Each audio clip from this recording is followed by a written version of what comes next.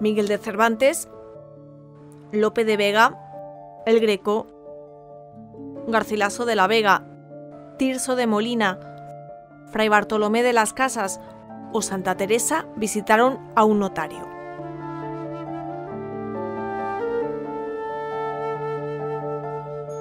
Toledo era un centro cultural durante el siglo XVII, final del XVI y el siglo grandísimo.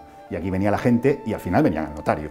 Por ello, el Archivo Histórico Provincial de Toledo conserva documentos con su firma. Los archivos históricos provinciales se crearon en 1931 precisamente para conservar los protocolos notariales. Un protocolo notarial sigue siendo el conjunto de matrices de las escrituras otorgadas por un notario cada año. Tú vas al notario, el notario comprueba que todo está bien y entonces te da a ti la escritura original y él se queda con una copia matriz, que firma él también. La puedes firmar tú, seguro que la firma él. Y esas matrices las va guardando y las tienes que encuadernar, por orden de según hayan ido llegando a la notaría. ¿Por qué? Porque esa matriz es la que da fe. Si luego hay algún problema, tu copia, bien, si no da problema, bien, pero si da problemas, tu copia no vale, la que vale es la del notario.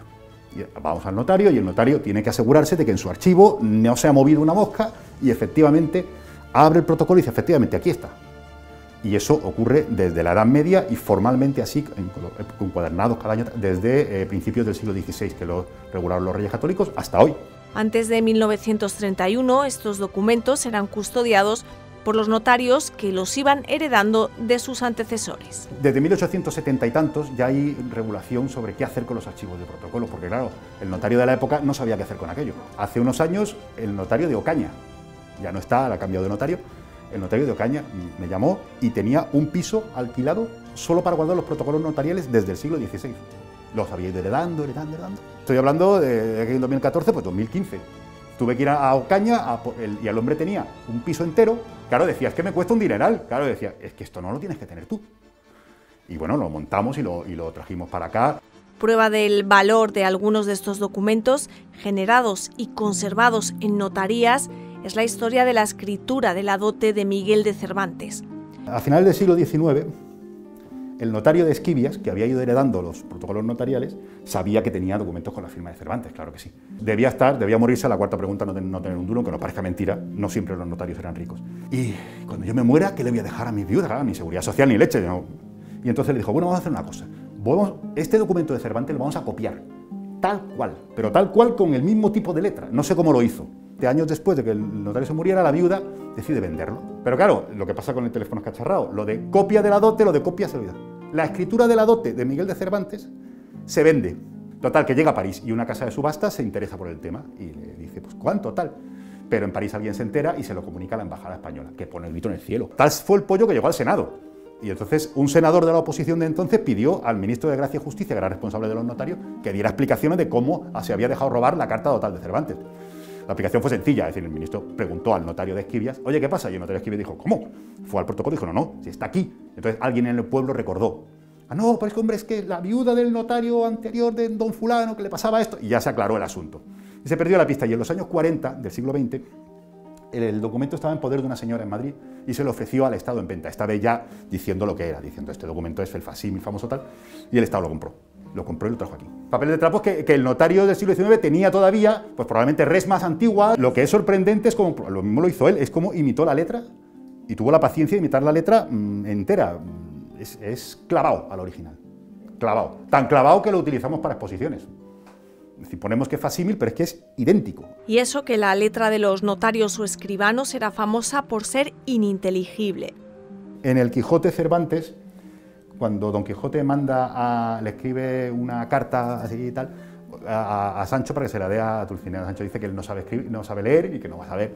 Dice, bueno, apréndetela de memoria. Entonces Sancho la memoriza y dice, cuando llegues al primer pueblo vas al primer escribano y que te la escriba. Dice, pero no en letra procesada, que el diablo la entienda. La letra procesada es esta, la letra que utilizaban los escribanos, la letra procesal, decimos nosotros. Es una letra más arcaica. La letra de Cervantes es una letra humanística, muy parecida a la nuestra. El Greco también utilizaba una letra humanística. Este archivo guarda cerca de 20 firmas del artista griego. Una de ellas testimonia que estaba a punto de fallecer. Da poder a su hijo para que haga testamento en su nombre. Eso es 3 o 4 días antes de su muerte. Es otro protocolo, pero el Greco está ya muy mal, muy malito. No tiene más que ver, el hombre está ya que apenas puede sostener la pluma. De hecho, en el Greco conservamos información desde que llegó a Toledo hasta que se murió el hombre, casi toda su vida activa, ¿no? Y lo que pasa es que luego no siempre lo encontramos. Últimamente hemos estado buscando a Galdós y a Bécquer, que vivieron en Toledo, pero no nos hemos encontrado en los protocolos notariales, porque vivieron en Toledo, pero a lo mejor no fueron a notario porque no alquilaron una casa. Sabemos que Bécquer, quien le hacía los trámites, era su hermano.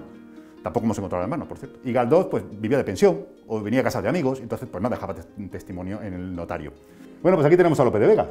Venía por aquí con frecuencia y alquiló 2 casas, una en la calle La Sierpe y otra en la zona de San Justo, no se sabe exactamente dónde, según la amante que tenía en cada momento. Lope de Vega, su casero y el notario. Ya está. Pone Lope de Vega Carpio. Esto es el testamento de Garcilaso de la Vega.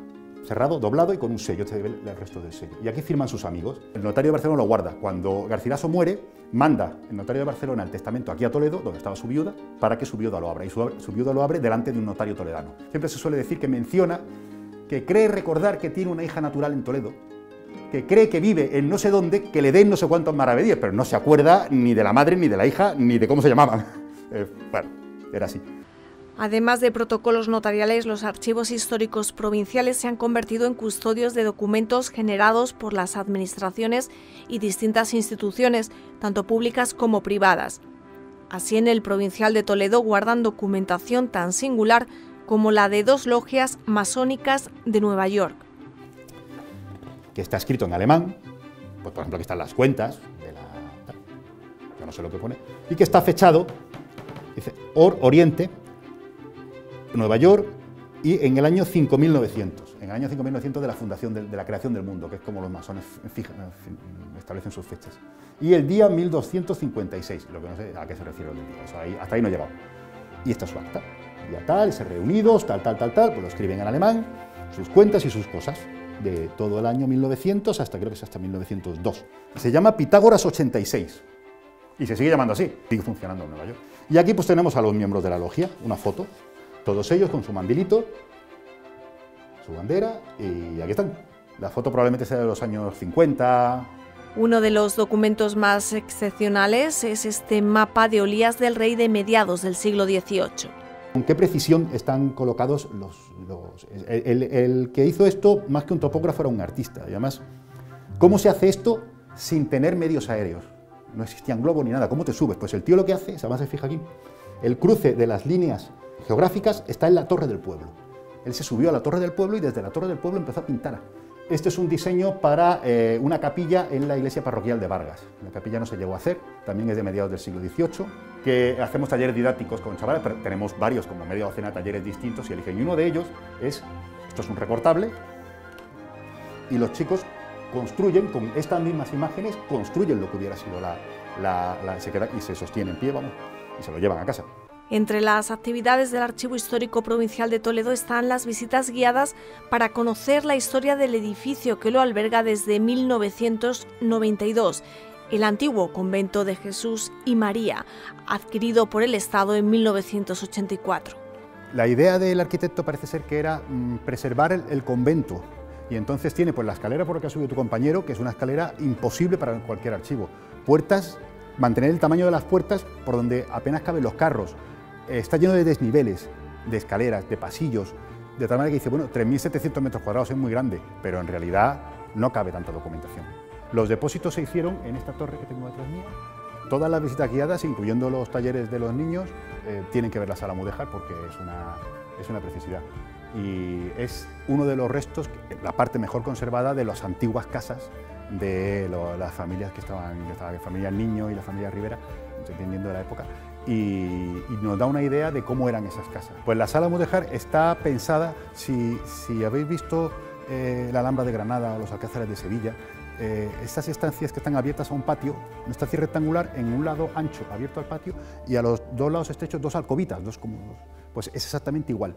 Mira hacia acá, hacia el patio, algún investigador nos ha dicho que el patio en la época medieval estaba abierto por este lado, aquí no había nada, y entonces por el terreno, dice, se vería por encima de la mezquita, sin estar construida la catedral, por encima de la mezquita se vería el paisaje.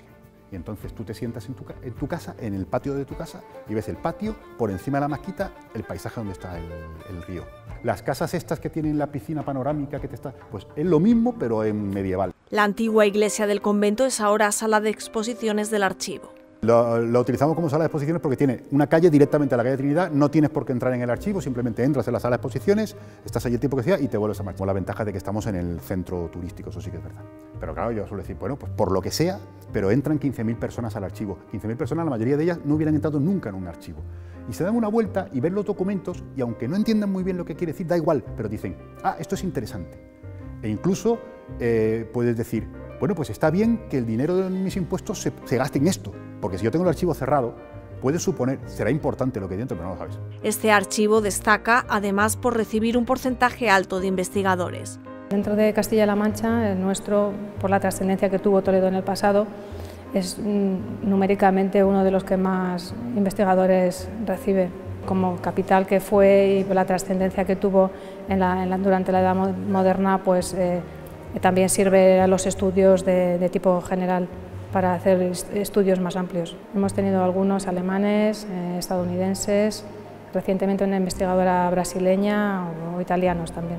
Muchos de ellos se centran en los estudios sobre el siglo de oro, pero tenemos otros aspectos más dedicados a la historia contemporánea, como documentación sobre enfermería, también nos han solicitado últimamente, o documentación relativos a la guerra civil y a las comisiones de incautación y a toda esa problemática. Algunos literatos que están intentando ambientar su novela en Toledo, pues quieren también información de tipo general para ver cuál era el contexto histórico, social y económico que les dé un poco la estructura y la base, el fondo a la historia de ficción que ellos quieren escribir. Les ofrecemos un poco el uso de nuestra biblioteca auxiliar, ya con la información elaborada para que tengan un contexto, pero algunos se introducen también a estudiar las fuentes primarias, los documentos. El Archivo Histórico Provincial de Toledo conserva cerca de 150 millones de documentos en 100.000 cajas y carpetas.